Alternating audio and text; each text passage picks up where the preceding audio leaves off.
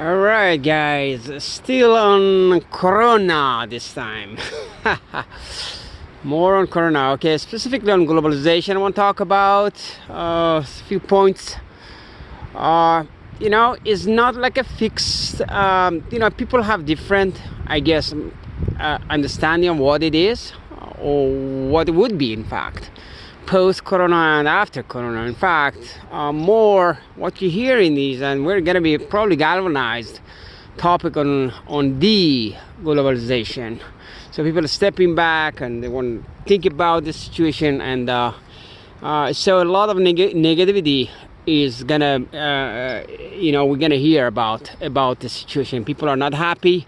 Countries won't be happy about the situation. A lot of countries, and they're gonna step back, and they have reasons for that. But so how logically they're gonna digest this, that would be interesting. I think let's see what was before that.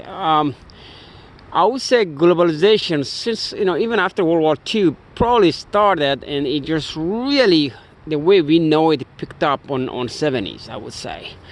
And the winners, always look for stakeholders, right? You could draw roughly some winners here and some losers. Definitely top on the winners, I would say, was China. And United States and other countries, pretty much Asian countries, and somewhat, I would say, third level Europeans, and definitely the loser. I wouldn't say the losers, but they were that end of the benefit countries, especially in Africa, and they were not even in the picture. Middle East, some ways, they just they took them as just a resource center or resource reservoir of the oil, right? However, these things been experiencing before corona, right? So and let's go even break further down about what was before. We had countries merged, like Brazil, China. I mean, we say BRIC countries and Russia, and really they were not in the same level. China, it become the Proletariat of the World. They made everything, and it was very beneficial, of course, but it came with a cost. We can see it already, right? It came with a cost, at least for those countries that they enjoyed the of Chinese cheap labor work, and without even concerning how it's produced, where it's produced, how it's produced. So we keep ignoring that. We never talk about it. We didn't want to know. I wanted cheap shoes. I mentioned that earlier. That Chinese would provide me. Why would I care how it's produced? So my shirt, in Bangladesh or where else. So this never was in the picture. I don't think it come back to the picture again unless it is gonna be worse and gonna be ignored, unfortunately, and then it cause other problems later on. I think these are all related. These subjects, is very the fact is that we are very interconnected. We cannot just interrupt it totally. So globalization in that sense is here to stay. Technology is there, and why not make a good out of it, and find out about, again, let's go and analyze the stakeholders here, from nations, from class, from education level. All had to be really reassessed, and I think all going to be impacted. We're just beginning of the topic.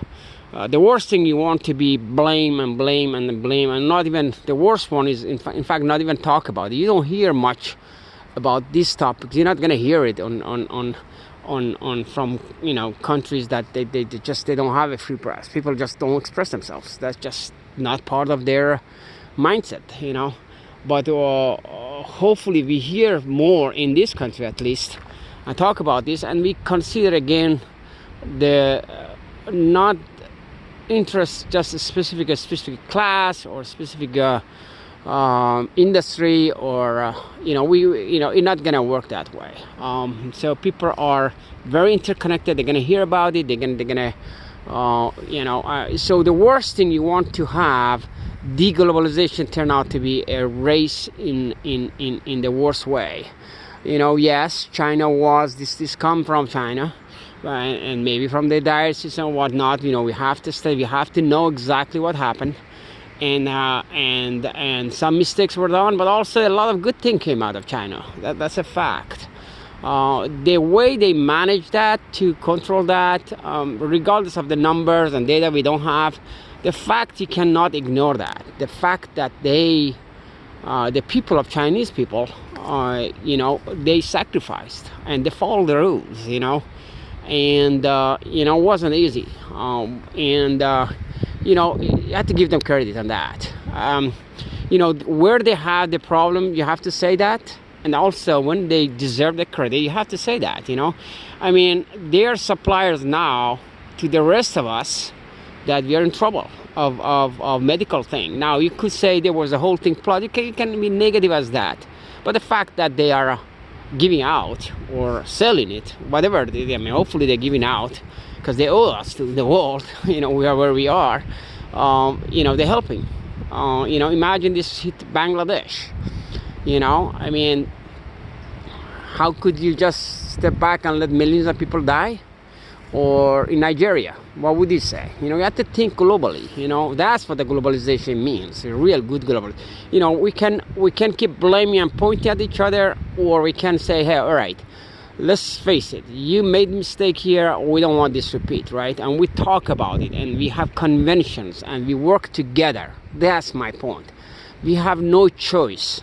Chinese, every 5% in the world are Chinese. One is Chinese. It's probably every 4.5%. So I don't know the exact number, but I probably am close enough. So we cannot ignore them or take them as, very radical right-wing approach to that. It's not gonna work. It's not good. It's not good for the world. It's not good for us here. It's not good for anybody.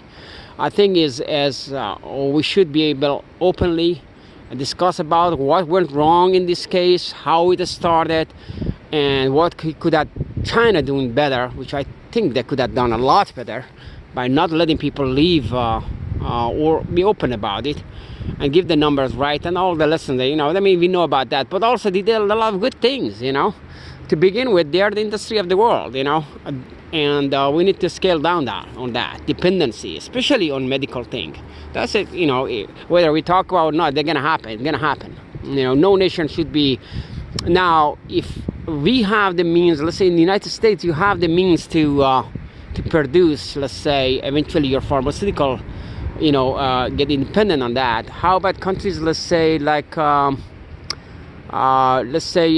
Bahrain, should they be dependent? Can they be independent on everything? No, it's not going to work. Even Europe, that scale. So we need some conventions, you cannot, if there's something like this again happen, a country cannot say, all right, I don't sell it anymore, now my own people first. That's exactly what happened in this pandemic, Or we know, like, for instance, India had some, what they call,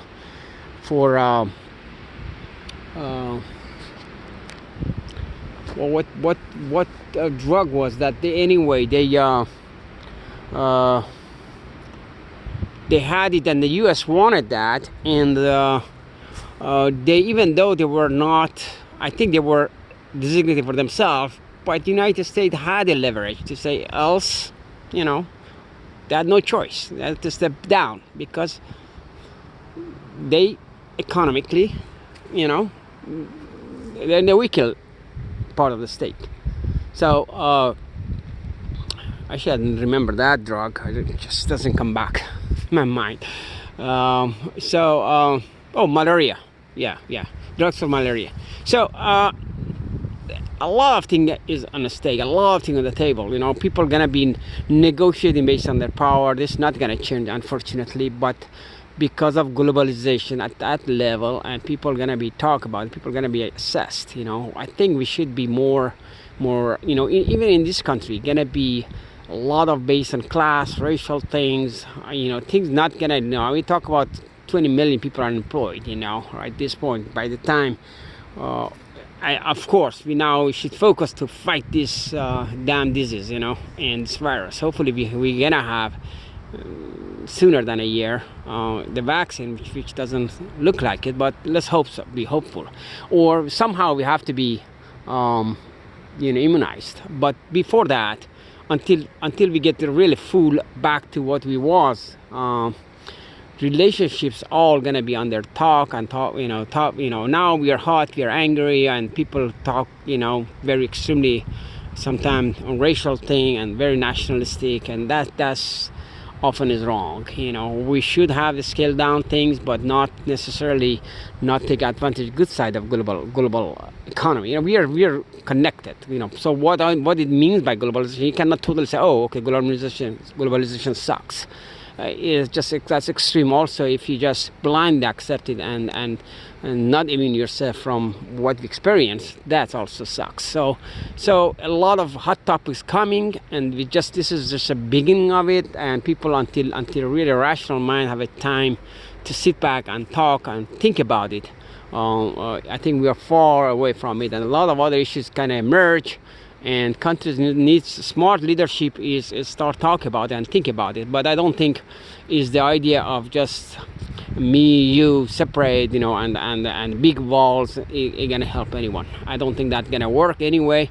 But going back to the old days is a no.